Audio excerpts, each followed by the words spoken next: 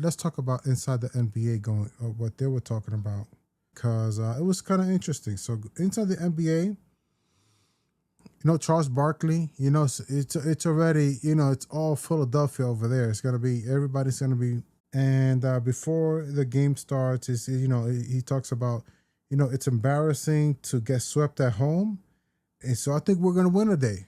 I am confident. So he's already, I don't know if it's like sarcasm or if he's really believing, but yeah. And then on the pregame, you have Ernie Johnson, and he interviews Karl Anthony Towns in the pregame, and let's get to it. So Ernie Johnson quickly interviews Karl Anthony Towns, and he says, "So I'm looking at your assist numbers, and I'm looking at the fact that you have more assists than made field goals in these playoffs. Are you remaking your game, or is this inside of Mike Brown's system?" And his response was something like, "I want to impact winning, and I want to dominate the game like Shaq, and but I could dominate the game and impact winning in different ways. And yeah, I like to set up for my teammates and get my teammates involved." And again, I'm paraphrasing what he kind of said, because the way he started off his answer, I was like, okay. But that was like a lot of that. What I said, that is what he said. Let's get to the first quarter. The first quarter, man.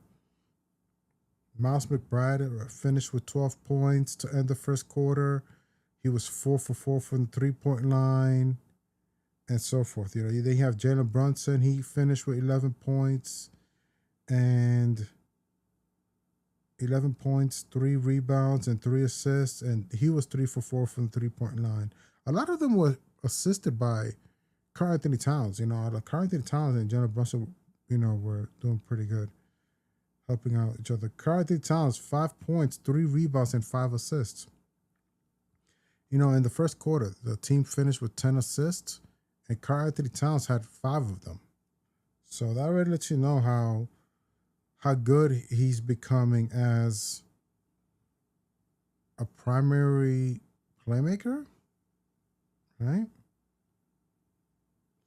And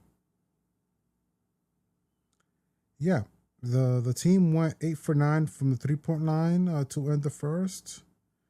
Sorry, I meant to say between Miles McBride, Karl Anthony Towns, and Jalen Brunson, they were like 8 for 9 between those three. And the team finished 11 for 13 from the 3-point line. So you already know that team, those three I think were doing good. And then other players like Landry Shamet maybe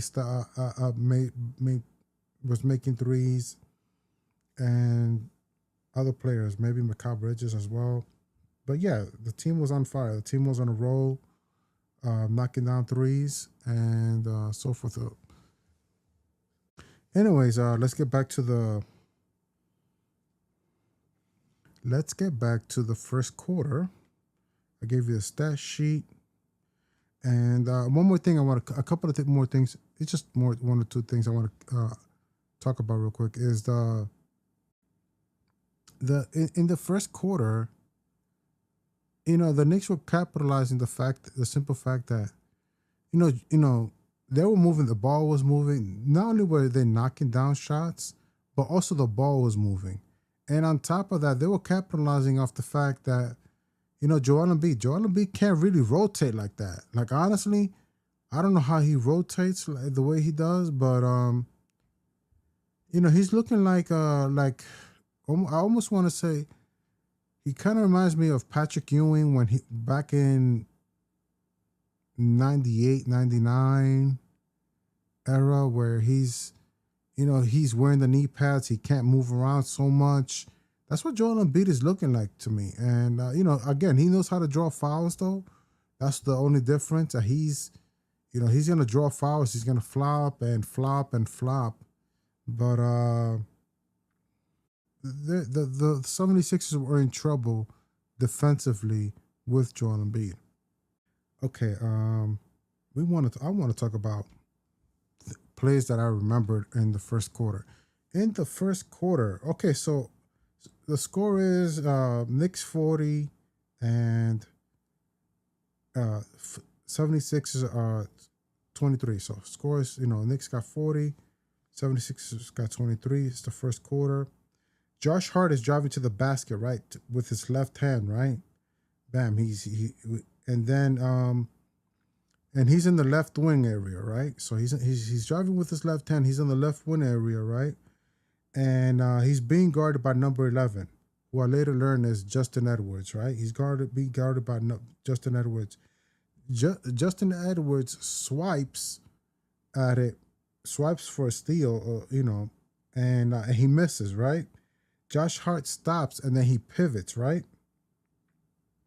And he turns around, and as he turns around, Quentin Grimes is stepping up to defend as well, right? He's gonna step up, right? Boom. And then Josh Hart finds Jordan Clarkson, right? He finds Jordan Clarkson. But Quentin Grimes, he's closing in on the area that Josh Hart is looking at. So he's blocking the vision, right? He's closing in on the area. It's getting to the point where he can't see. He can't see him. It's getting closer, right? But so Josh Hart, he executes. He passes the ball. Boom. He passes it to Jordan Clarkson. Jordan Clarkson is at the top of the key now, right? And now he's wide open, right? Quentin Grimes, he's like 10 feet now. He's like, oh snap! I gotta run back and defend Jordan Clarkson, right? And as soon as Jordan Clarkson touches the ball, as soon as bam, he touches the ball, Tyrese Maxey is there. So bam, he got the ball, but Tyrese Maxey is already there. Jordan and Quentin Grimes, he's already running towards Jordan Clarkson, right? And then they're like I would say in terms of distance, like they're both about 5 feet away from Jordan Clarkson in terms of distance, in terms of where they're at right now. And then Jordan Clarkson, he then throws a quick pass to Landry Shamet, who's at the right wing now, right? And then he's wide open now, and he shoots a three, and he knocks it down, and to make it 43-23 Knicks. So again, you see, the Knicks, that's the kind of ball movement that the Knicks were doing against the 76ers that was becoming too much for the 76ers to defend. They're beating you with the three, they're beating you with ball movement, and the Knicks were just much too much. All right, so let's get to the second quarter now. Getting into the second quarter, Miles McBride already has 20 points, 6 for 7 from the 3-point line. I think that's to end the second quarter. To end the second quarter, halftime, Miles McBride had finished with 20 points, 6 for 7 from the 3-point line, 2 rebounds.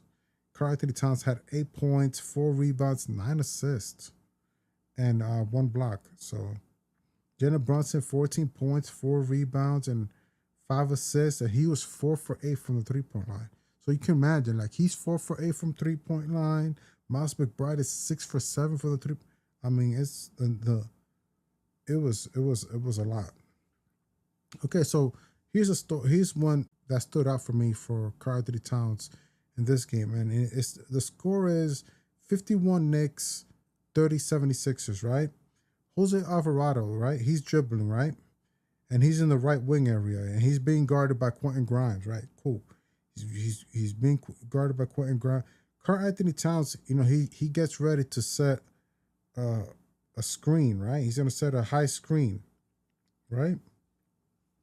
Jose Alvarado, he's dribbling with his right hand, and then boom, he puts it through his legs, right? Boom, and then he explodes left, right? taking advantage of the pick that Karl Anthony Towns set, right? Bam. He takes advantage. And then Paul George now, he has a decision to make because now he has to figure out, Quentin Grimes is not in the play right now. So now he's like, do I step up and guard Jose Alvarado, or do I step back and keep an eye on Karl Anthony Towns, right? He has a decision to make. And he gets to the top key. I think it was like one dribble or two dribbles, and he gets to the top of the key where the circle area is. He gets to that spot, right? Within one dribble or two dribbles, right? But as soon as he gets to that spot, he looks to his right and he makes eye contact with Karl Anthony Towns, like, okay, cool. He looks to his right, he's like, okay, cool. You see where I'm at? Yeah. By the time he said yeah, bam, he throws a bounce pass to Karl Anthony Towns, right? Karl Anthony Towns, he gets it and he takes one dribble and he drives to the basket, right? But while he's driving to the basket, we quickly see Joel Embiid there waiting for him, right? Boom, he's waiting for him. And then Paul George, he's not that far behind already, right? Karl Anthony Towns then looks up, right? And he finds Josh Hart cutting from the baseline. So, like, for example, he was cutting, like maybe Josh Hart was waiting for a corner three and is now driving straight to the basket. So as soon as that happens, as soon as Karl Anthony Towns looks up, he finds Josh Hart, like, oh snap, you're cutting to the basket. And he quickly throws it to Josh Hart, and then when Josh Hart gets the ball, he quickly throws it up to the rim, and then it bounces. The ball, it hits the backboard, and then boom, and then bounces in, and the Knicks score to make it 53 Knicks, 30 76ers. So again, that's another play where Karl Anthony Towns' playmaking is helping the team and how they're breaking down the 76ers. So last one for today. And here it is. Let's talk about Miles McBride. Miles McBride and his chants in the 76ers stadium, it was like a whole different theme. I don't know why, but that deuce from the crowd, it was next level in this game. So anyways, as you already know, Deuce is already scoring. He's on fire and he's on a roll. So let's get to it. So on this particular play, score is 56 Knicks, 32 76ers. Mikal Bridges has the ball, right? He's on the left wing area. He's about to shoot it, right? So, but he throws a sort of like a cross court pass to Jose Alvarado, right? He throws like the only person that I've ever seen doing that is Jalen Brunson, and he does that to Mikal Bridges, like in a fast break. Like, for example, like if the Knicks got a steal and Jalen Brunson quickly gets the ball, Jalen Brunson is quick to throw like these kind of drift passes that Mikal Bridges, he knows, he just starts to follow the ball. He's like, oh snap, I'm in a good spot. And, he either goes for a midi or he goes for a layup. But anyways, so he throws one of those passes to Jose Alvarado. Well, Jose Alvarado repositions himself to the corner area, to the right corner, right? So again, Mikal Bridges is on the left wing. He's about to shoot it. Then he throws that kind of pass to Jose Alvarado, where now he's taking a better shot at a corner three, right? So Jose Alvarado, he shoots it, right? And it ends up being an air ball, right? Mitchell Robinson gets the offensive rebound, passes it to Mikal Bridges. Mikal Bridges looks to the left wing area now because he after the rebound, he's not there no more. And he finds Miles McBride. And boom, he passes it to Miles McBride, who's already, I don't know, he wasn't. He ended the first quarter 4 for 4. He ended the first half 6 for 7. So I don't know, like this. Let's just say he's 5 for 6 or whatever, and he knocks down a 3-pointer, and but before the ball releases his hand, you hear Deuce so loud that it sounded like, bro, like, how can I say it? It sounded it like it was within the court, like it was so, like you couldn't avoid it, like it was crazy, but it was a loud Deuce, and it was like, and it was crazy, and then he knocked it down to make it 59-32 Knicks. But it's becoming one of my more favorite chants now as of late. I think the only player that I know that had loud chants like that was maybe RJ Barrett when it was Madison Square Garden, and that was a whole beast on its own. Like that was like one of the loudest. But that Deuce chant is pretty. It started to catch up now. I want to say catch up, but it's starting to pick up its own theme. It's starting to pick up its own legs. So yeah, Deuce has that Deuce chant is getting popular, and he was on fire. So third quarter, forget it. Miles McBride had 25 points, 7 for 9 from 3-point line, 4 rebounds, 2 steals on top of that. Jalen Brunson had 22 points, 6 for 10 from the 3-point line. Can you imagine? 4 rebounds and 6 assists. And then Karl-Anthony Towns, 17 points, 4 rebounds, 10 assists, 2 blocks, and 2 for 3 from the 3-point line. So you imagine these guys are shooting threes. It's lights out over there. And he also had 5 personal fouls too. He already had a lot of fouls. Sorry, he had, by the end of the third quarter, he had 5 fouls. Can you imagine? It's a lot of fouls, but you know how it is, man. They could be physical, but Karl-Anthony Towns can't be physical. So it was that kind of game. And Mikal Bridges, he finished with 6 points, and he finished with 6 assists, 2 in the third quarter.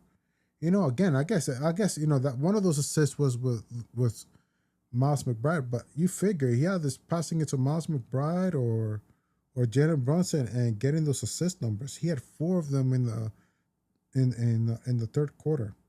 So, and Landry Shamet too was knocking down shots. He finished the third quarter with 12 points, and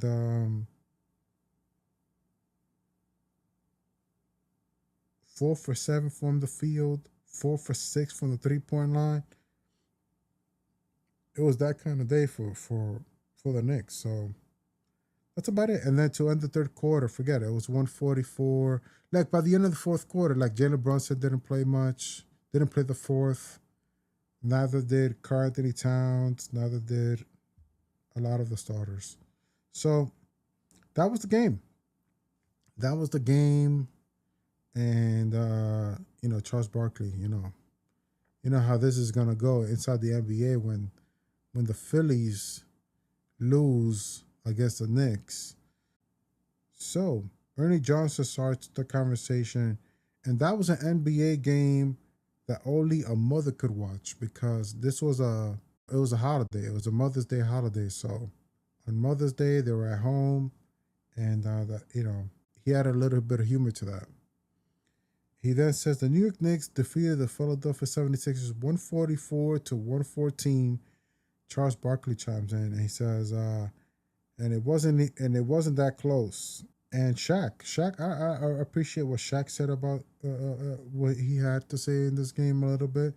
He says his favorite player in this game was Miles McBride. So that's pretty cool. When you have Miles McBride getting recognition from Shaq, and I don't know, it was pretty cool. Miles McBride stepped up. We didn't have OG Anunoby. Miles McBride is knocking down threes the way he is, and yeah. Anything else? Charles Barkley then talks about the Knicks. He talks about Knicks fans. A lot of people, a lot of players, even Tyrese Maxey later down the line talked about how it felt like how he felt like they played better at Madison Square Garden versus at home, and so forth. So, and shout out to Tyrese Maxey. He's about to be a father, so he's entering that stage of his life as well. And also, Joanna B gave a lot of VJ Edgecombe, who's a rookie, a lot of flowers. Say they drafted a good one. So shout out, he's a rookie. So shout out to VJ Edgecombe. But anyways, Charles Barkley, according to him, Knicks fans were saying, "Do you think we should fire Mike Brown and go get Giannis?" And then I don't know, Kenny Smith chimed in on this conversation too. He was like, "Yeah, everybody was calling me about that too." I don't know.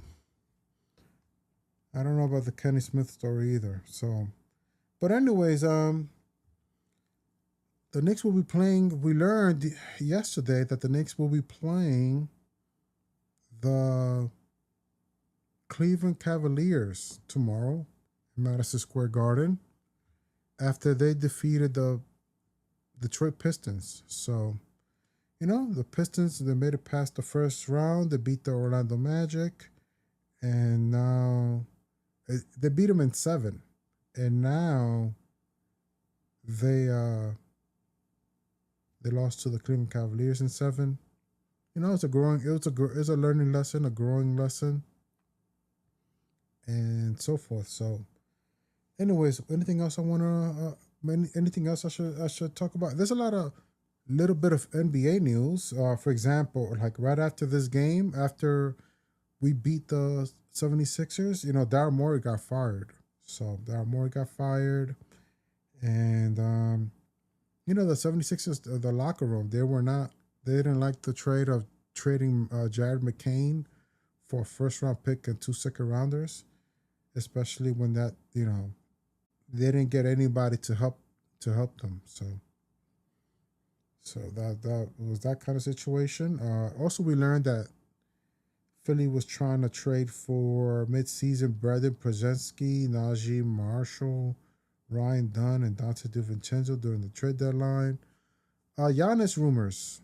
Also, the Timberwolves just got they got cooked by the Spurs, and they're saying that possibly Julius Randle, who helped turn around my New York Knicks, shout out to him for that, and Rudy Gobert, and even Jaden McDaniels could be made available for Giannis. So we'll see. There's a popular video clip of Giannis talking to Anthony Edwards, and I don't know, maybe it had to do with, the fact that, Giannis wants to go to Minnesota. And we'll see. Also, the Miami Heat want to go after Giannis. So we'll see. So one more last thing. Can't forget LeBron James. LeBron James, will he play with the Lakers next season? A lot of people don't want him back. They're over the whole LeBron James, and also like his son is also grabbing lots of attention. I don't know why. He was drafted 55th overall, and when we played them, I never even thought of the conversation of Bronny until now that LeBron James is leaving. Like everybody's bringing up the fact that they don't want to deal with the fact of LeBron James and possibly Bronny, possibly. I don't know. Like I don't know if that's what they're saying, but I know part is people don't want LeBron James back. That's been said. I think like James Worthy or something. Like they're over the LeBron James era, and then the Bronny situation is, should he be playing in the NBA or should he be playing in the G League? So there's that kind of conversation going on back and forth, whether he's NBA ready and so forth. So there's already a lot of it's a little tense out there in with LeBron James. KD, I think he's gonna play next season. Steph Curry, Is what's the story with him? I don't know. Things are looking. I don't know where will he be next season. So that's the top three right there: LeBron James, Kevin Durant, Steph Curry, so forth. So, not to mention, I forgot to mention that we learned about the draft before the game was played. The NBA draft lottery happened, and we learned that the Wizards have the first pick, and the Utah Jazz have the second pick. The Grizzlies have the third pick. The Bulls have the fourth, and I think the Pacers have the fifth. Or is that another team? I forget. I don't know who's that other team. But I don't know. I don't even know what logo is that. I don't know whose logo is that. But then you have the Brooklyn